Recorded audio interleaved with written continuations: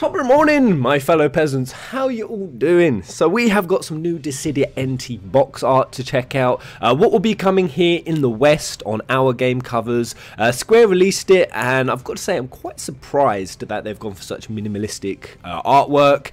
Before we jump into that, I'll just quickly say the artwork that I really thought was going to be coming, and I really wanted it. And I'm not sure what Japan will be getting, but I know they're going to be getting something different to us. I mean, they always do. I've got to say 9 times out of 10, Japan end up getting better box art than us. Final Fantasy 15 was a great example. Much preferred the Final Fantasy 15 box art. I really thought it would be this. Oh. Ooh. Oh god. Oh. I'm not, the green screen doesn't like this, but this artwork's been floating around for a while. This came directly from Tokyo Game Show, and I love this. This was the official magazine. I got it sent through to me by Julia, one of our fellow pezzers, and this is brilliant. The circle, all of the weapons in there, Noctis, the whole crew. This was the box art. The thought of seeing this on a still case, man, that green screen is really freaking out. And everything about this. Just nice, just nice. With Dissidia, I've always thought previously with the box art for Duodecim, it was a little bit cluttered, but you know, it kind of makes sense. This is a brawler game, all the characters are thrown in. I think they're going to struggle considering they're having 50, so they're not always going to be 50 characters on there, but they'd even struggle to get the current 25. So there's a lot of characters missing, but this is what the arcade really started with, and this is where Dissidia really started taking off with these characters here. But no, instead we're going to be getting this. Now I've got to say the response to this from the West has kind of been disappointing in the sense that I like the art style. I really like the darker art style, but I do like that. But the main issues that I've been seeing, it's lightning. It's lightning. For some reason we just cannot. Here in the West, so many people just can't seem to tolerate lightning. I've been seeing some ridiculous comments. You know, why is lightning on the cover? Why lightning? We don't want lightning. What? It makes no sense for there to be lightning on the cover. It makes no sense for lightning to be on the cover. Lightning was the biggest protagonist of Final Fantasy for, what was it, 2010 through to 2013-14 for 3 years, or 4 years, for 3 games straight. She was our biggest protagonist. In Japan, she is still to this day rated the best Final Fantasy character. They love her. They're absolutely infatuated with Lightning. Pretty much every Japanese FF fan's waifu. So why people are saying I don't get why she's on it, but even just outside of popularity, these are the 3 most powerful characters in the Final Fantasy universe. Now, I know instantly what some people could say, but Noctis, Pez. Noctis. Now, this is a different video for another time. I've got to admit, I think when we throw Noctis in the mix, considering how strong he was and is strong enough to counter Titan's arm, the mobility of his armature, Noctis is crazy powerful. I think that's been the biggest gripe I've seen, even more than the lightning thing, is why isn't Noctis? Why isn't the new boy, the latest, newest FF face, the fresh Prince of Bel-Air, why is he not on the artwork? I don't know, maybe they designed him this artwork before he came out, but a lot of new FF fans or FF players have come to the fan base, and pretty much all they do know is Noctis from this lineup. So I think it's quite good that they've ditched him, because just because Noctis is new, I really thought Dissidia was going to end up getting kind of overridden by him. They'd make him the flagship, they make him the advertisement, they'd really push it in quite a grotesque way. So to see the box art not having him, I ain't got nothing against Noctis, but I always kind of felt Square were always tacking, they always went for the most obvious, although saying that, they probably, with Cloud of Lightning being on there, they're about as obvious as you get. But covering what was even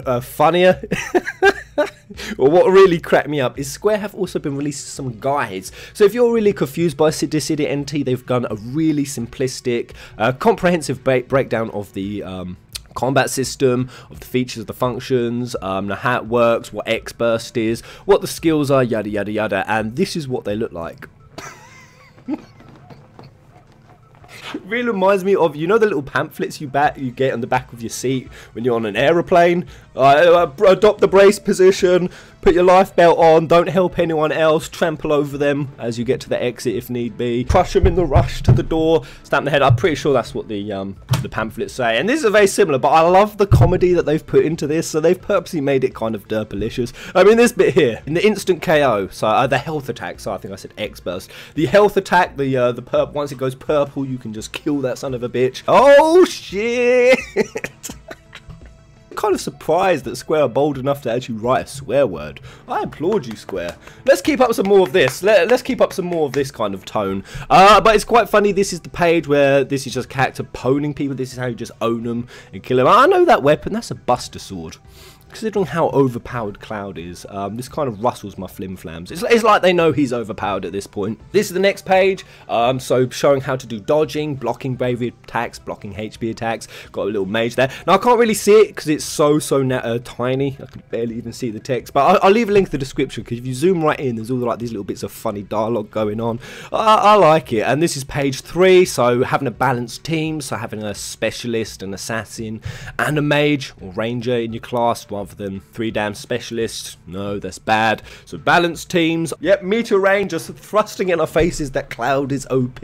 Collective oofs. Oofs. Meteor Rain just destroying all 3. This is number 4, Cloud there again. Victorious with his Buster Sword, activating his skills, getting HP regen. Nerf Cloud! Nerf him! Nerf him before release, please. I mean, but yeah, this gets into X spells, unique X skills. So this is the last part. I'll just quickly show them all, guys. So dash cancelling, step cancelling, really important in Dissidia. Combos, wall pinning, speed of attacks. I think that this is really going to help people who didn't understand Dissidia, because it's definitely been a case that a lot of the coverage has been through very mediocre sort of GameSpot sites like GameSpot, where they've been having people who don't know how to play this game for dicks. They don't know any of the strategy, they don't know any of the intricacies, any of the depth of the Dissidia. I know some people are going to say, oh, Piz, there isn't any. Compared to Dissidia Duodecim, this game is so simplistic. There's only like 4 or 5 attacks, there's no depth to I had this in my previous video, people arguing that there's no depth, how this should be more like Street Fighter. I've literally been seeing that. Oh no, where are the intricacies of combos, like Street Fighter or Mortal Kombat, and some of the speed and the pacing of these fighting games. And this is what I think people have really failed to understand about Dissidia. I think a lot of people are classing this as a fighter game, and that's why I've always come out and called it more of a MOBA, a MOBA strategy game. Now I know that's not the right word either, but I find that neither is fighting game. I feel like Dissidia falls in the middle, and the reason I say this is because people are coming out and saying, oh, there's only 4 or 5 attacks. So simplistic. Even though that's not true, you want to know what actually does have 4 or 5 attacks. Only 4 or 5 spells. And you can only cast them like every 5 or 10 seconds, even up to 5 minutes. Overwatch, even League of Legends, 2 of the biggest games currently in circulation. They only have 4 or 5 spells. You only get to cast them every so often. Other than that, it's just movement. And I mean, even when we look at some of the depth of the movement with Dissidia, it's far more complex, because you don't just have sort of, you know, straightforward terrain. You don't have just left and rights, which is just typical dodging. You have dodging with your dashing, but you also have heights, and that adds a whole, I know kind of Overwatch has that as well, if you pick up certain characters like Farah, who has, you know, sort of the aerial stuff, and that plays a whole different ballpark. How you come about beating your team by using the height differences, and how you use that to trip out the person's perspective, it can get really confusing. If say an Onion Knight, he could just shoot up in there like Zidane. I find like Onion Knight and Zidane, that's their, you know, 2 things that can really get up in the air and just out of your line of sight, and then they could just come back down. So I really think that Dissidia's been getting a lot of unjust. This game is so simplistic, simply because it doesn't have intricate button combos. Now, I'm not to say there aren't other flaws with the game, and that they can get fleshed out, but when you, like I'm saying, when you compare it to games like Overwatch and League, which are the biggest, I think the biggest, I mean, they were last time I was looking at one point, I don't know if this was true, but this was when League of Legends was at its prime. Oh, what's this here? UK, sorry, pardon me. There was rumours saying that it was getting a bigger spectatorship than football at one point. Football. I mean, I can't actually believe that, but I don't know. I also read that apparently Reggae Sauce. I don't remember that. That Reggae Sauce, the one who went to Dragon's Den with it, supposedly in 1 year that was selling more than ketchup.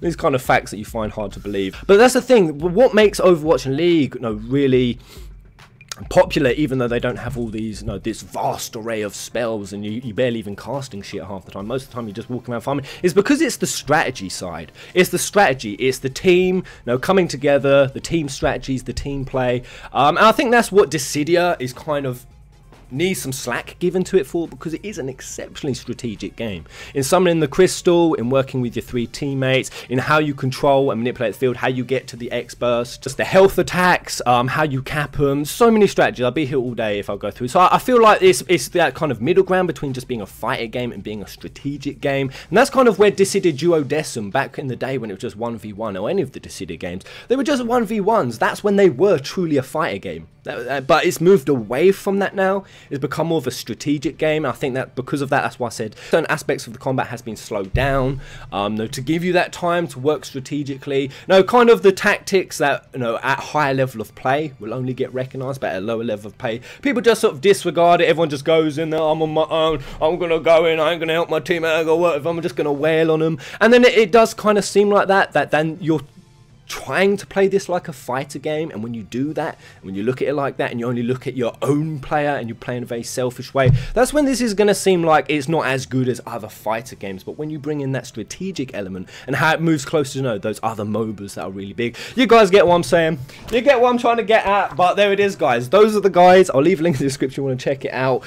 I wish we had this artwork, but we're getting this artwork, and I'm still not dissuaded from my purchase of the Ultimate Collector's Edition, which was a whopping £180.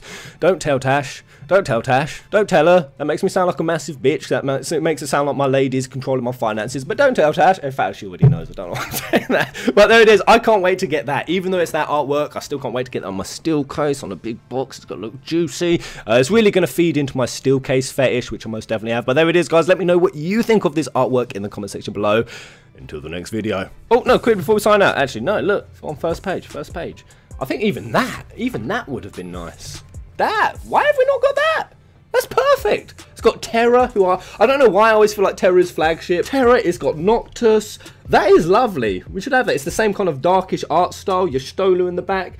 Man, why can't they use something? Either way, right, the actual signing out. Until the next video. Get out.